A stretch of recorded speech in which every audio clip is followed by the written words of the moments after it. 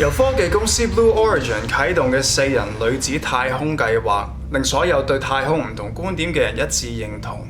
負評 Katy Perry， 覺得呢班女未夠資格啦，上去無謂自戀，上去之後11分鐘。Don't call them astronauts. Offer the most beautiful view in the world and choose to stare into a camera。同7個月前 Katy Perry 復出喺 YouTube 得到嘅過氣，困喺2010年標籤同出一次，最新 album 143 undersell by 540%。除咗係2015年、2018年全球最賺錢女歌手賣得最少嘅一張專輯，更係2020年 Metacritic 第一最差負評嘅專輯。唔夠膽講佢係咪應該放棄，但係我上一次聽到 Katy Perry 已經係 Fireworks。呢一張相係我當年同朋友去過節慶祝新年嘅時候聽嘅 Fireworks。佢真係一個回憶嚟嘅。賣得差係143監製之一 Dr. Luke 被告性侵女歌手 Kesha 導致，定係我最想研究嘅幾年前佢做 live 時好似唔受控制嘅恐怖影片導致？係乜嘢令到眼睛故障？當日發生乜嘢事？話另一條佢喺台上表演突然失控叫主人嘅影片顯示，其實當初臉蛋身材才藝都上乘嘅女神一早已經唔存在，定係佢從來都咁完美？因為佢從來都唔係人，而嗰日發生嘅係正常機器故障。呢片出咗洗腦論同機械人論兩大派別。前夫 Russell Brand 喺爹哋爆發之際被告性侵強姦，其實當年佢哋只係結咗婚14個月，但其實佢哋兩個一直唔係夫婦關係。其實嗰個男嘅一直控制住 Katy Perry。大家好，又係我嗰種叫 handler 嘅嗰一樣嘢喺荷里活好常見，就係話好多明星背後有一個人同佢哋講有乜嘢講得，有乜嘢做得，有乜嘢唔做得。其實只係光明會職員。今日嘅影片會首先講第一部分同埋第二部分 Katy Perry 佢嘅失靈。同埋佢個 handler 佢老公。第三部分講 Blue Origin， 送佢上去太空漫遊到底係為什麼？2022年10月8號 ，Katy Perry 喺拉斯維加斯嘅 Resorts World Theatre 進行佢長駐拉斯維加斯演出嘅一場演唱會，名 Play Las Vegas Residency 時，唱完第4 part 呢首 Never Really Over 歌曲後，企喺度接受大家掌聲，見到佢嘅右眼開始閉上，睜唔開，佢用手去撳右邊太陽穴，眼睛終於正常。短短幾秒嘅事件，同年10月22號被放上網上爆紅，一邊緊張佢健康狀況，另一邊係複製人機械人陰謀論。2022年10月27號事件上新聞，佢只好用陰謀論嚟宣傳2023年 concert， 並被迫回應解釋係專登咁樣做，係一個 party trick， 一笑置之。只唔到1個月嘅時間，2022年嘅11月2號有另一條片出咗，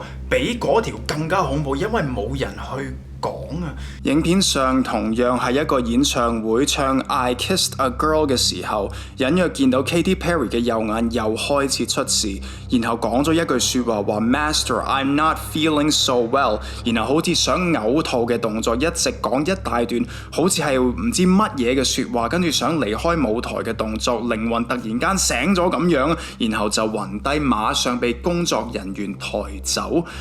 啲人話：哇，嗰條友都幾大力抬走一部機械人。若果係機械人，應該係要換過另一批。若果係相信係真正嘅 Katy Perry， 但係被洗腦，應該係最後一次見到佢。呢件事件至今都冇人解釋過。只係幾年前訪問中，短頭髮喊住話唔想再做 Katy Perry。應該無論被洗腦或者被機械女人頂上，最真實嘅嗰個佢。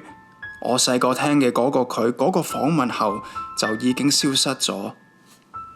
1984年10月25號出生嘅 Katy Perry， 原名大碟 Katy Hudson， 係2001年推出嘅基督教專輯，只失敗地賣咗200張。之後名曲 Hot and Cold、I Kissed a Girl、Roar， 用10年時間 Teenage Dream 專輯係2010年最高銷量專輯 No.1， 賣咗1213.4萬張。會幫咗好多，所以 Dance with the Devil 啦 Dark Horse 歌曲加入咗撒旦光明會信息，傳世之眼令人想起相同年代最紅男歌手 Justin Bieber， 亦有一次一隻眼打唔開，話係 Ramsay Hunt disease 導致面癱。同佢台上相似，令老婆 Hailey Baldwin 要上 Good Morning America 解釋，同 Katy Perry 上同一節目 Good Morning America 解釋佢隻眼一樣。陰謀認為係同一批人遇上同一種嘅故障，所以 Hailey Bieber 成日跟住 Justin Bieber 跟得好貼，因為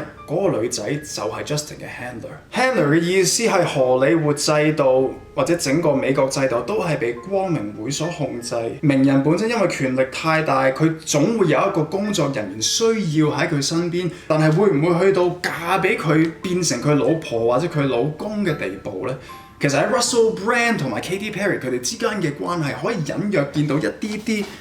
最高銷量專輯 Teenage Dream 推出嘅2010年係 Katy Perry 最受關注嘅一年。紅地毯訪問上見到過度興奮搶住講嘢嘅 Katy Perry， 被作為英國著名喜劇演員同當時佢老公嘅 Russell Brand 攞住呢個寫住Obey嘅牌子，令到佢神情有異樣同埋馬上收聲。之後出嚟關 Russell Brand 對女人嘅惡行，呢一兩日會喺我會員影片出一條片專登去講，請按下面第一個連結成為會員先。然後再回想翻 Obey 呢個牌同埋 Katy Perry 台上叫主人嗰條片，所有呢啲跡象係咪證明嗰個陰謀論所講都係真㗎？無論如何啦，呢一句 Katy Perry 已經同以前唔同，呢句説話喺多重意義上好似點講都係啱嘅。2000年就成立嘅 Blue Origin 嘅 logo， 因為呢次攞出嚟話似 Baphomet 嘅象徵。其實4月14號之前都冇受好大關注。呢次6位有錢有名氣嘅女人 Katy Perry、記者 Lauren Sanchez、電影監製 Corinne Flynn、NASA 火箭專家 Asha Bo、民權運動家 Amanda Nguyen， 乘載 Shepard Rocket 上去11分鐘，名義上係為女權。Katy Perry 話 Space is going to finally be glam， 行為被話係侮辱緊女權，將呢樣嘢同扮靚化妝品其實係物化女性掛鈎咗。Jeff Bezos 擁有嘅 Blue Origin 商業角度又必須咁做，將太空旅行同 social media 自戀文化掛鈎，亦令人相信呢個將會喺未來大家去旅行嘅一個大趨勢。佢嘅股價，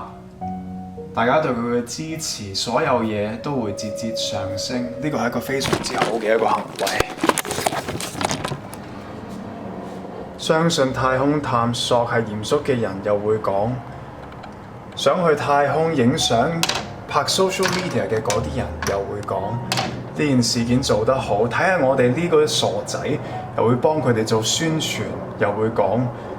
當然佢哋都帶流量俾我哋，呢個世界係咁樣噶啦。無論係我哋做幕前嘅人，定係嗰班 handler， 大家都想成功，所以各取所需。但我唯一唔相信係將負面同洗腦嘅信息帶俾我嘅觀眾。贏要贏得有良心，先至可以永遠都能見到你，唔會好似某啲歌手一樣，最後俾人叫你不如返屋企湊仔，完全過氣。